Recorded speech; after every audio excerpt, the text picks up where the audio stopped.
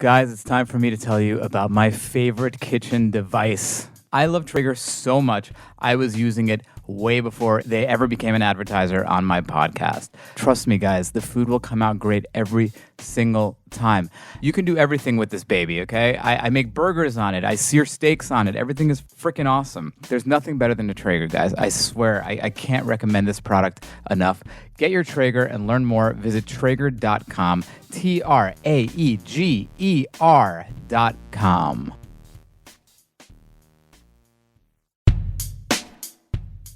You're used to having a lot of choices when it comes to what you eat, but it matters where your food comes from. The Wild Alaskan Company sources wild-caught seafood from Alaska and the Pacific Northwest. Wild Alaskan Company delivers high-quality, sustainably sourced wild-caught seafood right to your door. And right now, you can get $15 off your first box of premium seafood when you visit wildalaskancompany.com/GED. That's wildalaskancompany.com/GED for $15 off your first box. Guys, I got a Bruche, and I love this thing. First of all, it's beautiful. It looks aesthetically nice. I feel cleaner than I've ever felt. My dentist tells me my teeth look better than they've ever looked. I'm feeling great. Bruche ships you new replacement heads every 6 months, so you're never stuck using a worn-down brush head. Get 15% off your Bruche toothbrush kit and refill plan when you use promo code GED, as in Green Eggs and Dan, at Bruche.com. That's 15% off using promo code GED at BRUUSH.com.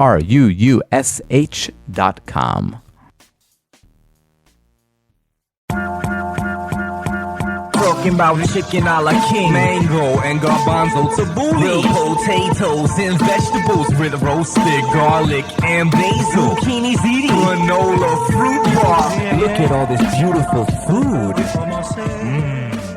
Ladies and gentlemen, welcome to Green Eggs and Dan, where I interview amazing people with amazing minds, but all I care about is what is in their fridge. My guest today, very good friend of mine. I say that about a lot of people, and it's not true. But this one actually is a very good friend of mine. He was a writer for The Late Show with David Letterman. He wrote for Ellen. He loves that part of his career. And then now he's been with Seth Meyers now for how many years? Almost 7. Almost 7 years with Seth Meyers, which in late night years is like 40 years. Yes. Welcome, my good friend. And actually, we used to tour together a little bit as well. Welcome, my good friend, Matt Goldich. Hi, Dan. I was actually thinking about that. We used to do a lot of college gigs, I feel like, or more accurately, I guess, we did the conferences together. And then you would get booked on the college gigs, and I would not. Yes, and I would have to come for you. Yes, but you would. But you were very, very affectionate. But I was thinking about that because you were sort of way ahead of the curve for me in terms of food. Because I specifically remember, I don't know if we were in Birmingham or Little Rock or somewhere, and you being like, "Oh, I want to check out like a really good restaurant," and I'd be like, "Can't we just go to like an Applebee's or a sports bar or something?" Because I was just like, I was all about looking for the safest thing possible, the thing that was, the least risk. I was very risk averse in my food choices, especially with travel. And you were always like seeking out the hot spot. And now I've totally come around to your way of thinking, where I'm now just like, let's go for it. But you were way ahead of me. And I just want to eat at Applebee's. Yeah. Well, they have good stuff. That's all I want to do. But also, I mean, part of it, and we can get into it. It's funny. It's actually ironic that I have a little bit of a stomach thing today, but my whole life, a lot of it was guided by choices about what was good for my stomach, about what would keep me from getting sick. And then, actually, I was an early adopter, but I was way ahead of the curve on this, but about 13 or 14 years ago, I completely gave up gluten. And since then, I actually have almost no stomach problems. But this today happens to be an exception to that. But I'm toughing it out for you. Well, I'm so glad that we got you on one of your days you're having stomach issues, because we will get into that. Well, it's like having the old me back, so that's good. Well, it's funny to me a little bit because I know that, you're a big fan of the show. You're a big fan of the Green Eggs and Dan. And you were so eager to come on the show. And I was like, Matt, you're like gluten-free Glendolyn. Like your whole life is like, I need to avoid. I mean, you literally went to Paris with your wife and you guys were just like seeking out gluten-free bakeries. Well, first of all, Paris is the home of macarons, as you know, which are made with almond flour. So there's no shame in that. But I mean, like also, I will say, for me, giving up gluten has actually, in a weird way, made me less of a picky eater because it's forced me to sort of, well, first of all, it's forced me to like actually like consider what's in things, which is something I did not do for a long time. It's consider what the ingredients are in things. It's Right. also a lot of my other weird food pet peeves or quirks I've had to like sort of cast aside in the name of just making sure I just have something to eat. So like for instance, things like, you know, dark meat chicken, which I didn't really like. Now I'm like, yeah, bring it on. Weird sausages, anything that, as long as it's gluten free, I will pretty much eat it at this point. Um, and then the other thing is like, it has made it fun on certain travel adventures. It's given like a little bit of a, like a scavenger hunt quality. Yes. Like where even my wife kind of gets into it, where it's like, all right, we're going to like, I mean, I specifically remember we spent like half a day trying to find this one gluten-free bakery in Tokyo that was like in a weird suburb. We had to like take a commuter train to get there to a neighborhood where, like if in the center of Tokyo, I mean, it's pretty easy to find somebody who speaks English, but we were in this neighborhood where nobody spoke English. And and it took us hours. We ended up having to go into a library. It was like a really weird. And then, we finally found this one gluten-free bakery in all of Tokyo. And we like just, basically bought out the store. You just burst into tears. Yeah, exactly. And even my wife, who can get very annoyed by the gluten thing, was like, it was like an exciting thing. And she was saying like, it's fun to like have like, like a purpose in your travel, like a sort of like a goal.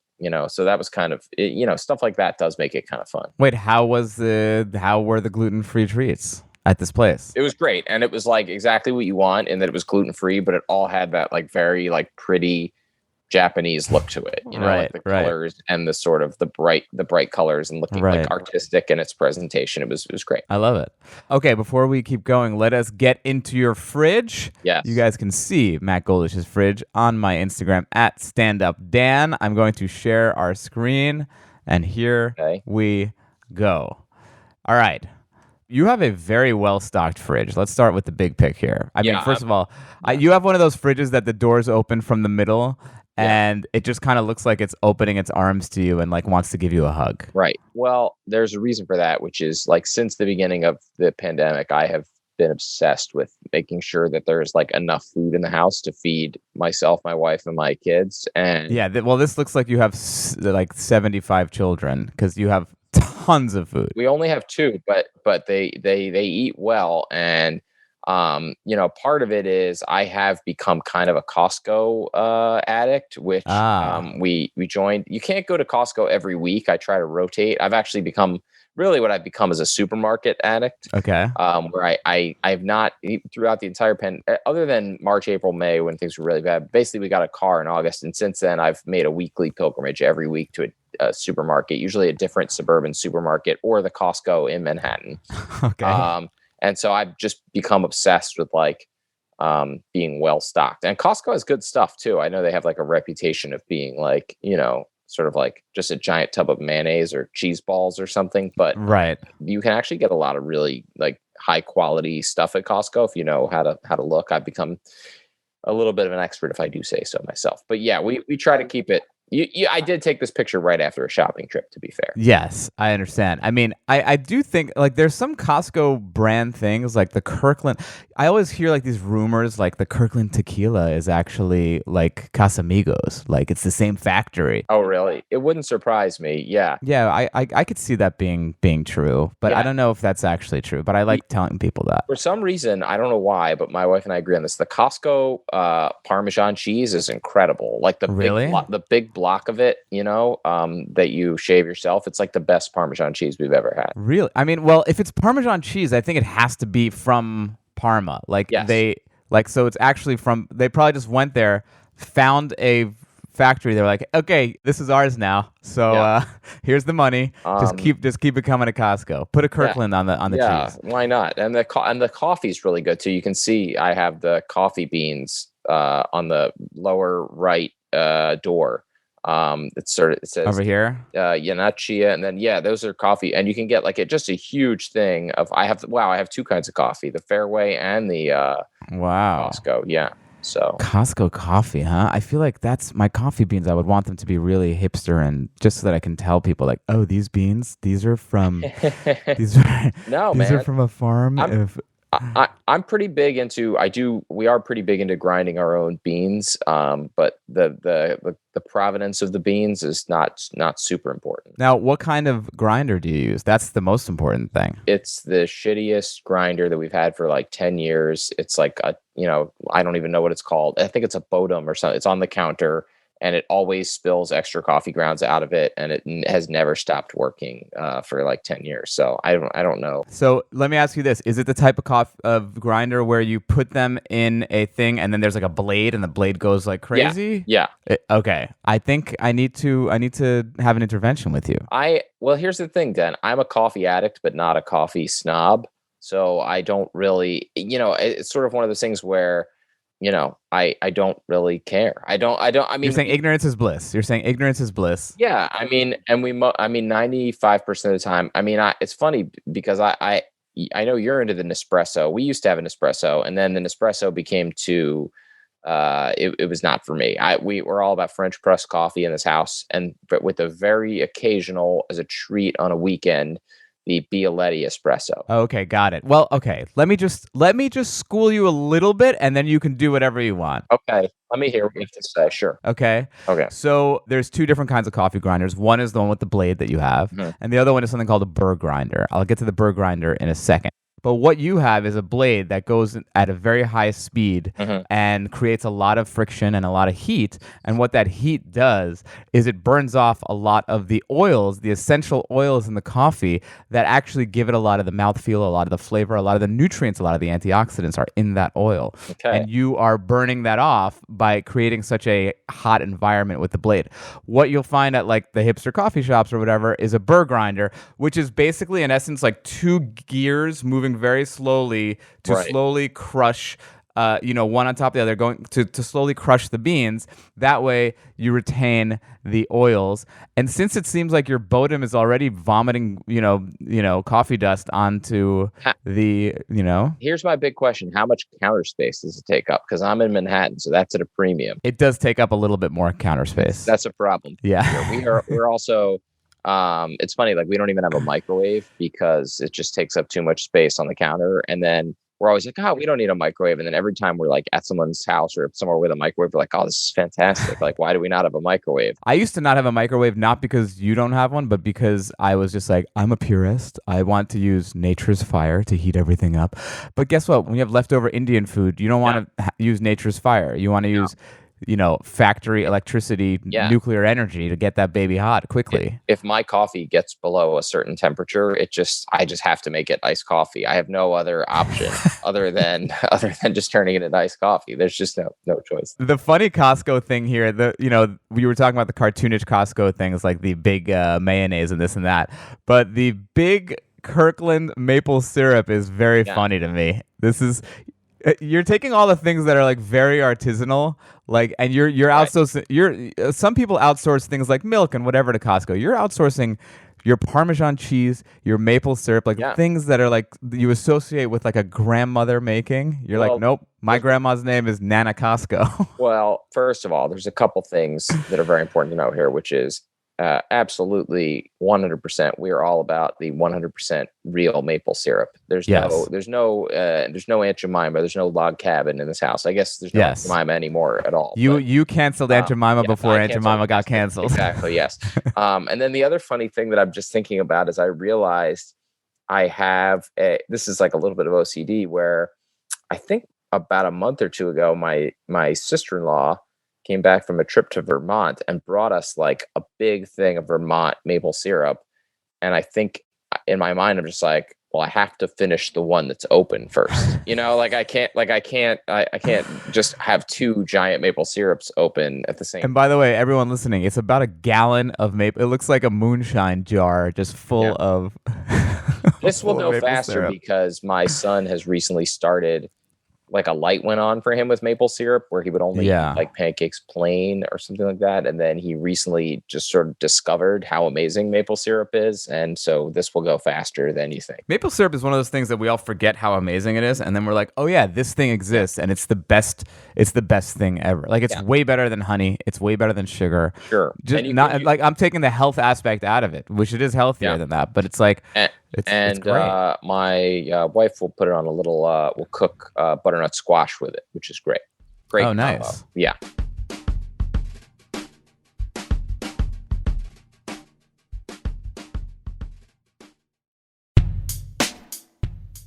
Guys, it's time for me to tell you about my favorite kitchen device. Not even a kitchen device, it's my life device. It's what brings people to my home. It's what makes me popular. It's my Traeger grill. I love Traeger so much. I was using it way before they ever became an advertiser on my podcast. The flavor, guys, it's pure wood-fired flavor. That's it. And they have all these different wood flavors that you can get, which are amazing. And it's so easy, guys. It's set it and forget it convenience. Trust me, guys, the food will come out great every single time. Oh, and let me tell you about Wi-Fi. You can use the Traeger app to control the temperature anywhere you are. I will literally go hiking and change the temperature of ribs that I'm smoking from, 9,000 feet above sea level, okay? And then I come down and my food is ready to go. Get your Traeger and learn more. Visit Traeger.com, Traeger.com.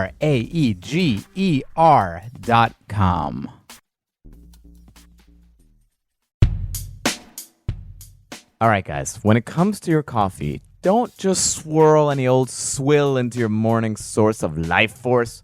Use Chobani Coffee Creamer. It's made with farm fresh cream. It's fresh from the frickin' farm, guys, and no added oils. Who's adding oil to their coffee creamer? Oils for salads, not for coffee creamer. And they come in classic flavors like hazelnut, vanilla, caramel, and sweet cream. I actually have had all of them. They are delish. Also, are you stoked for sustainability? I know I am. I recycle. I got the bin.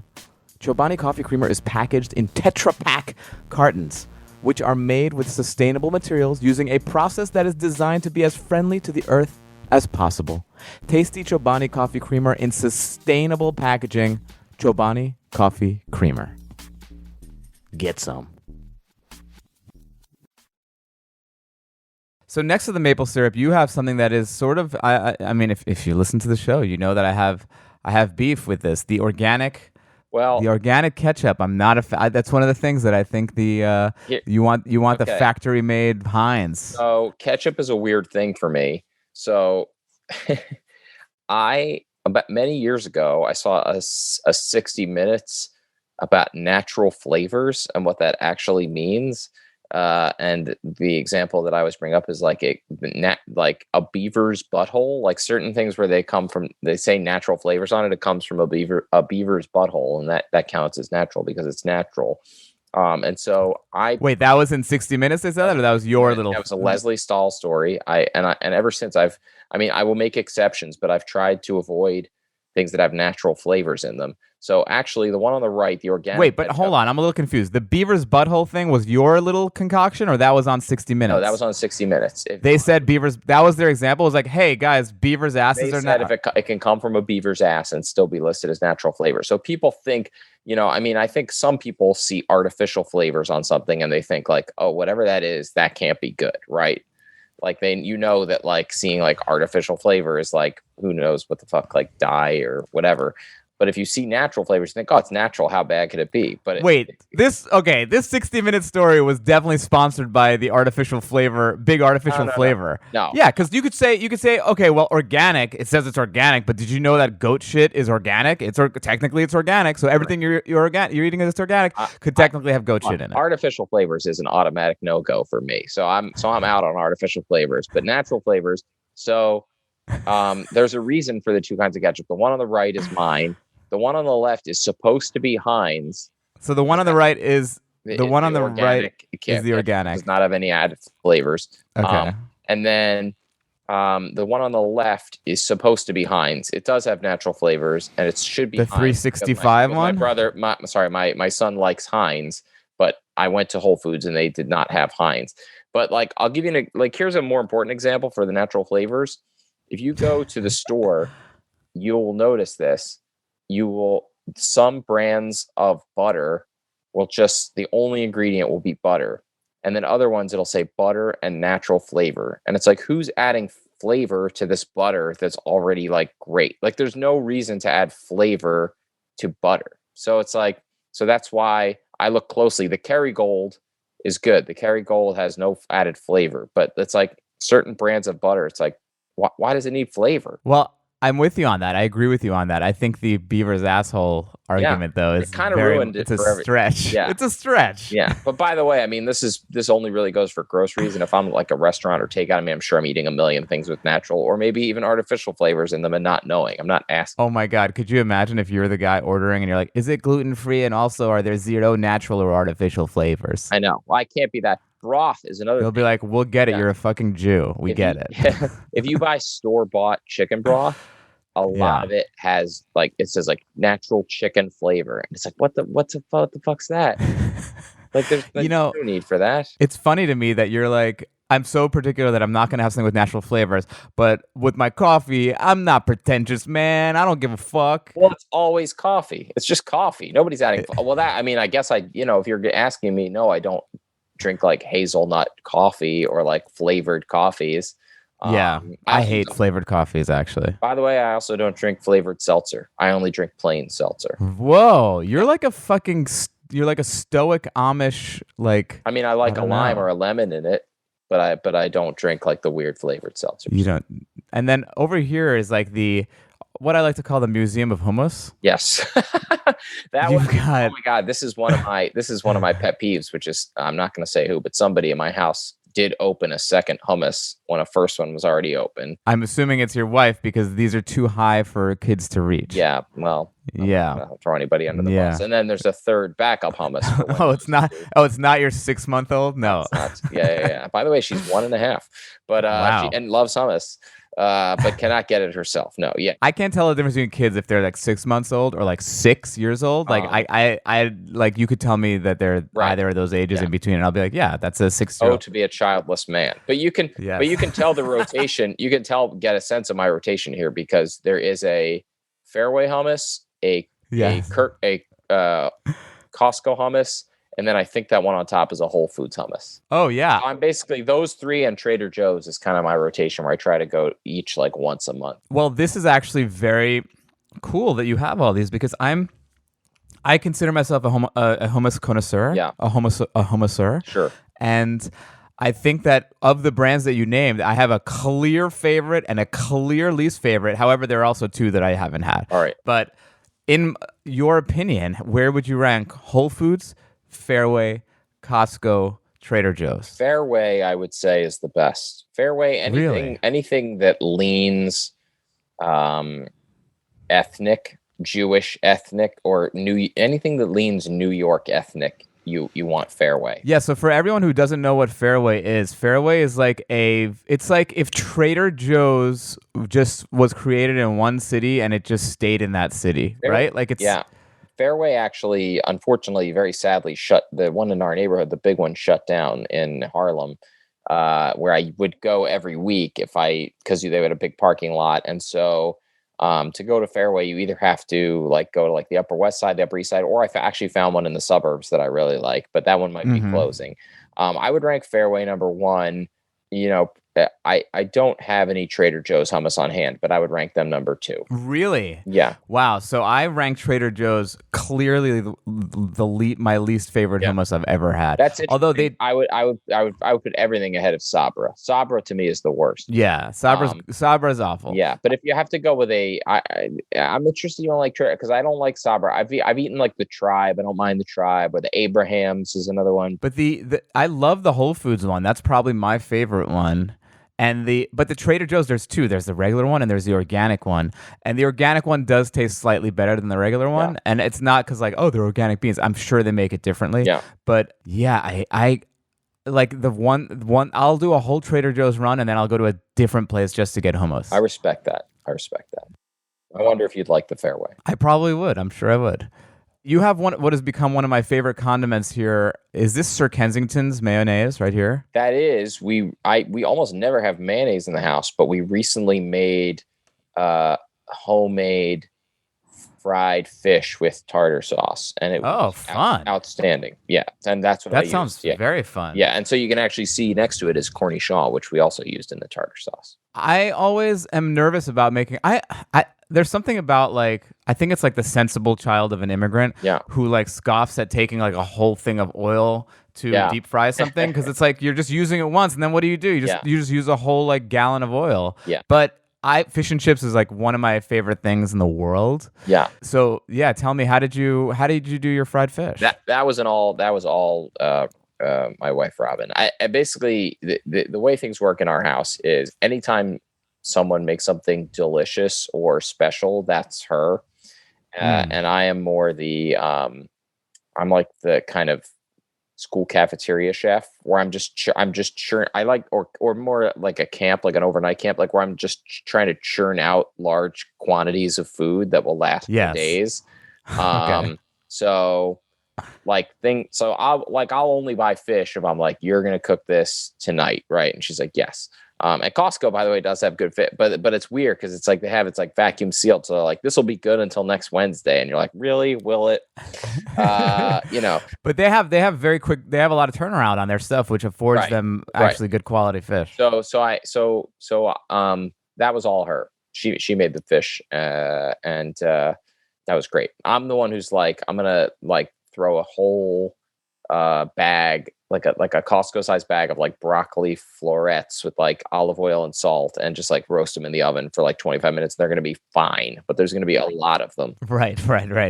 I love this move because this is such a move that only like if you're fortunate enough to have enough space to have a huge fridge, you can do this. Yeah. Which is where you put the salad spinner in the fridge. Yeah. I mean, that is like I saw that and I was like, oh my God, I didn't know Matt Goldich came from money. That's how you know it was that's actually how you know it was a $400 Costco run as opposed to a $500, because if there was a $500 Costco run, the supermarket or the fridge would be so jam packed that you'd have to then transfer the cut lettuce into a Ziploc bag and stuff it somewhere. But we had a little extra room, and so it's easier. You just you put the salad spinner in with the paper towel and it's ready to go. I mean, and then you have these 4 zucchini next to it. I've been doing a lot of zoodles lately, zucchini noodles. See, now it's interesting you're talking about waste, because we've made the zucchini noodles and then you get left with like a middle part of the zucchini that like you can't peel. It's like, what do you do with it? I mean, you eat it. I usually just eat it raw. Oh, interesting. Yeah. Yeah. It's like a little snack. Yeah, I haven't. I'm all about like either roasting zucchini or like sautéing it up with onions. Or actually, this is like one of the dishes I remember eating from my childhood is like zucchini with tomato sauce.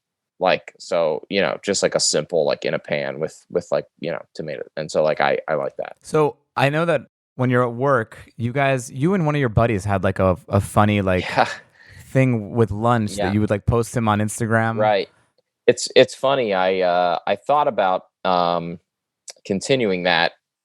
I've been working remotely for now over a year. Ian, what's Ian eating? My the guy who sits next to me at work. And you're really making me miss work now. But Ian, well, first of all, he gets lunch right when the cafeteria opens at 11:30, and he would often have very odd eating choices.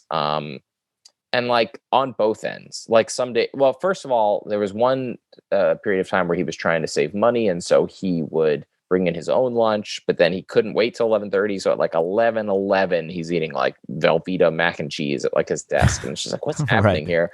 But then, or like he'll get corn dogs or something. But then like the next day he'll come back and he's like, yeah, I got like beef bourguignon, or like something like the fanciest thing where it's like, where did you even find this in the NBC cafeteria?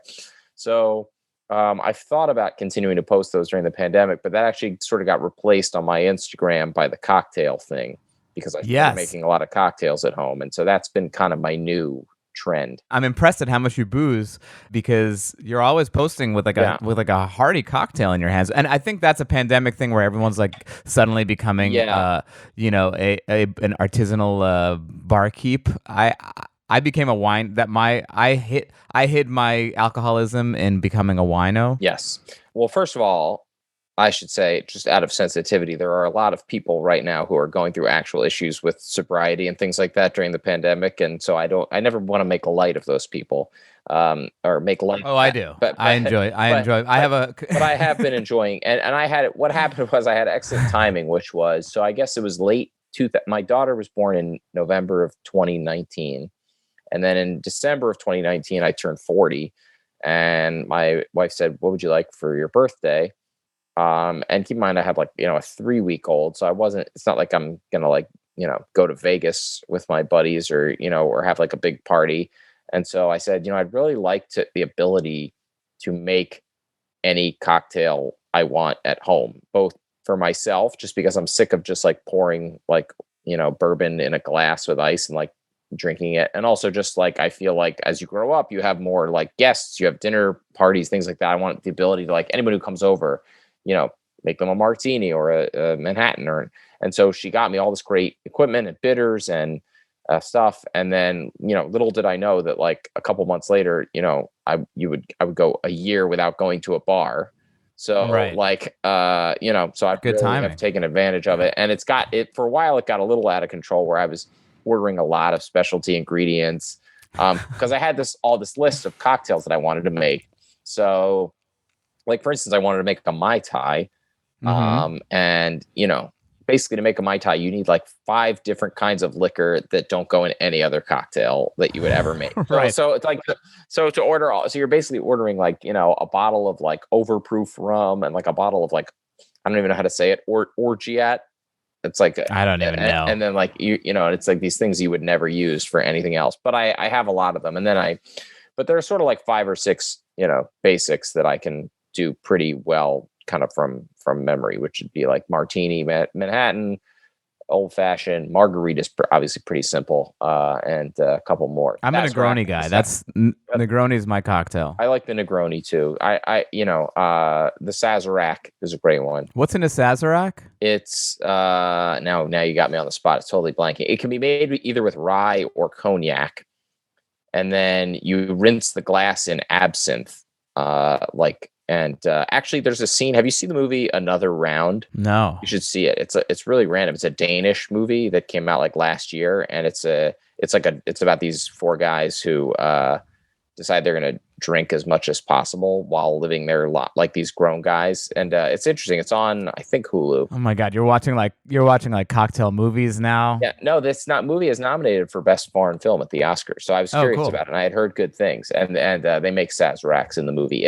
I'm blanking on the other ingredient that you have to add. But you can make it rye whiskey, cognac, absinthe, 1 sugar cube, 3 dashes of Peychaud's bitters. Right, and I think for me, I don't have sugar cubes. I use simple syrup, but or you can use maple syrup too. You've got a lot of maple syrup you got to go through. That's true, and I have made. It's funny you mentioned that. I've made the maple syrup old fashioned. Does the maple syrup dissolve well in a drink? Probably. Yeah, you have to stir pretty well. It gives it a little smoky flavor. But it's rye. The Sazerac is rye or cognac, which of course I have both. So I've made it both ways. So going back a little bit, tell us about the NBC cafeteria. So is it all the NBC shows at 30 Rock you guys are all eating at the same place, or do you guys have your separate area? Well, yeah. I mean, it's funny. I don't know what it'll go back to. I mean, I was very into the salad bar, like 3-4 days a week.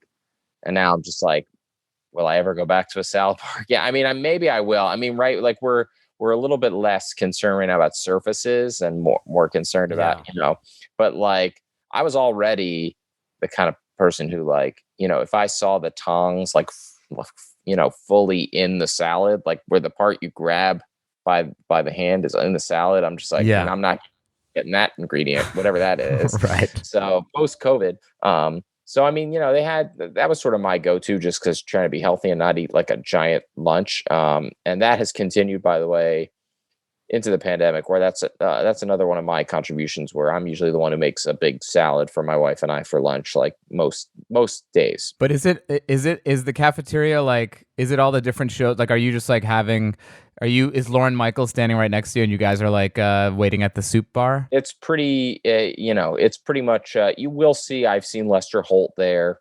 I've seen some Really? of the news people, yeah, but most That's of kind of the cool. most Do you of strike the, up a conversation? Do they think you? They must think you guys are the cool guys because they like. I feel like serious people love comedy people. they do. I don't. I'm there so fast. I am in and out. I'm not really stopping to make a conversation with anybody. But I do weirdly miss it. I miss like just being able to just like have someone make you lunch and just go get it, and Yeah. that's taking a big chunk of my day.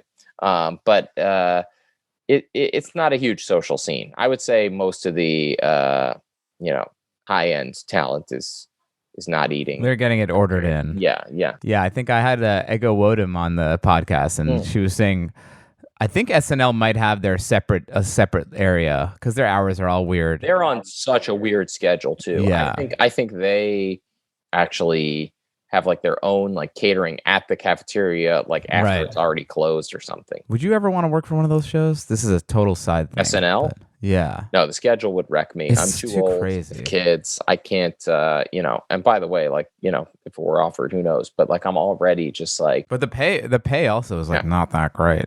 Is it? I don't think know. it is. Well, I don't know. It's funny though. It all ties back to the coffee because I was never a coffee drinker, and I was never a morning person. And then I started drinking coffee. I actually went on a Mexican vacation with my wife about 10, 11 years ago, and I had coffee. And we ended up staying at this place where they didn't ask you if you wanted coffee. They just poured it for you, and you're like, well, I guess I have to drink the coffee to like be polite. And ever since, I've been a full coffee addict and a full morning person. Yeah. I don't think I could switch back to the a nighttime routine. Coffee is if I had to give up coffee or alcohol, I'd have I think I would just commit suicide if those were the two choices I had to make. That's a tough one. It's very funny to say this, giving up, but I think I'd have to give up alcohol. I don't think I could give up coffee. Yeah, because you need coffee. I just need it to get through the day. Yeah. That's not good. It's not a good thing that we've trapped ourselves. And I in January and February I was reducing. I sort of made a concerted effort to reduce my drinking, and I was down from 6 nights a week to 1 night a week. But there's no way I could reduce my coffee. I need it 7 days a week. Yeah, the one day a year that I don't eat coffee, that I don't drink coffee, is on Yom Kippur. I don't even give it up then. Really? I have coffee and water, and maybe I'll fast. Yeah, but yeah. You do more like the master cleanse then when you do Yom Kippur. Yeah, exactly. Yeah. I drink pepper lemon water with cayenne. More with Matt in a minute, but first, let's talk about one of my favorite sweeteners, maple syrup. Maple syrup was created by the native indigenous peoples in the northeast of the United States and southeast of Canada. Eventually, it would become a major source of income for Quebec, which now produces 70% of all maple syrup sold in the world, and is the main reason the Canadian flag has a maple leaf on it. Why is it so expensive? It takes 40 liters of sap from a maple tree to make 1 liter of sweet syrup. However, price wasn't an issue for abolitionists during the Civil War. They switched to maple syrup because most of the cane sugar and molasses in the U.S. was produced by Southern slaves. Noble activism that tastes great. Win-win.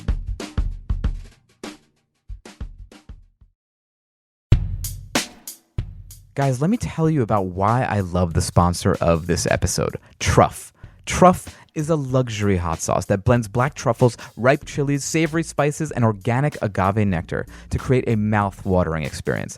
Plus, they have a hotter sauce with extra jalapenos, red chili, and habanero, or the white truff hot sauce that is infused with rare and decadent white truffles. Guys, this is no joke. I do love truff. The truffle flavor is not overpowering. It's so real. It's perfect. I use it on top of eggs. I use it on steamed vegetables, on breakfast burritos. I even use it as a salad dressing.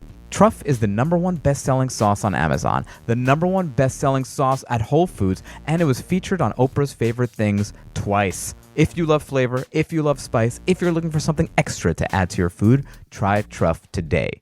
Get 15% off site-wide plus free shipping with promo code GED at truff.com. That's 15% off everything at Truff, TRUFF as in fantastic.com, promo code GED.